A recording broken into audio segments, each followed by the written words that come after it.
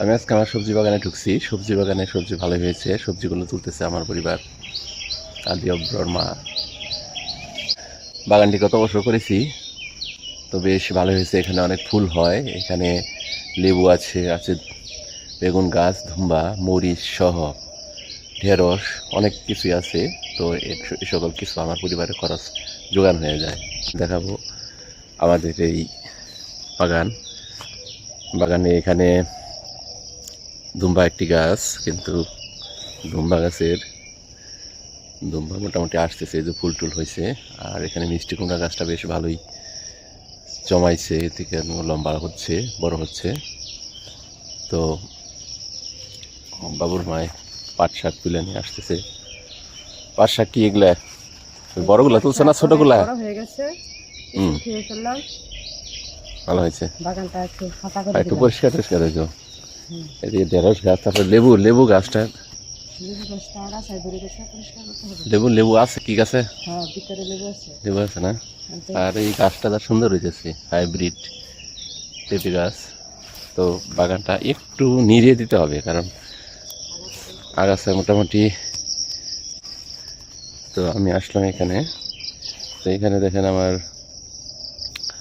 ঢেঁড়স গাছটা ভালোই হচ্ছে। এখানে ঢেঁড়স হচ্ছে, এই যে ঢেঁড়স গাছগুলো ভালোই হচ্ছে, জমাইছে মোটামুটি ভালো।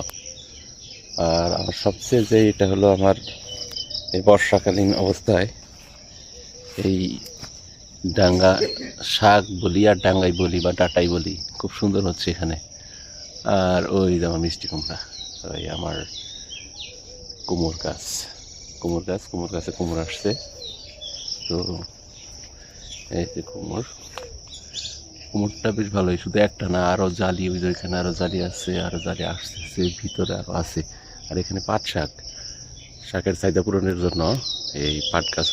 তো আমার এই বাগানটি ভালোই, গত বছর অনেক কিছু খেয়েছি গাছ থেকে, তো এবার মনে হয় অনেক কিছু খেতে পারবো। তো বাড়ির সামনে এরকম জায়গা থাকলে, এরকম বাগান টাগান করলে ভালোই হয়। আর এই মিষ্টি কুমড়া গাছ, যদি মিষ্টি কুমড়া আসে না, তারপর মিষ্টি কুমড়ার এই ডাঁটাগুলো যদি রান্না করে চচ্চড়ি হিসেবে খাওয়া যায়, তো খুব ভালো। তো এগুলি খেলে আসলে আমাদের দেহের চাহিদা, শাকের চাহিদা পূরণ হয়। বাবুর মা তার শাক বাঁচতেছে। গর্ভাবস্থাতে অনেক কিছুই সুযোগ পাই না, তো ওইখানে ওই যে ধুম্বাস আছে, ওই যে গাছের ওই গাছটার উপরে ধরে যে ধুম্বার ইগুলা সরে গেছে, এগুলো মোটামুটি একটু কন্ট্রোল করা লাগবে। যাই হোক, এখানে শাকগুলা বেছে আলাদা করা হচ্ছে, কারণ হলো পাট শাক, বড় পাট শাকের শুকনা ভাজি বলে এটাকে যদি খাওয়া যায় তো মোটামুটি অনেক ভালোই লাগে, পাটের শুকনা ভাজি। আর এখানে মরিচ গাছ, তো একটু পরিষ্কার করে দিতে হবে আগাছা, একটু পরিষ্কার করে দিতে হবে। এই ফুল আসতেছে মরিচ গাছে, বর্ষাকালীন সময় আমাদের বেশ একটা সাপোর্ট দিবে এই মরিচ গাছগুলো।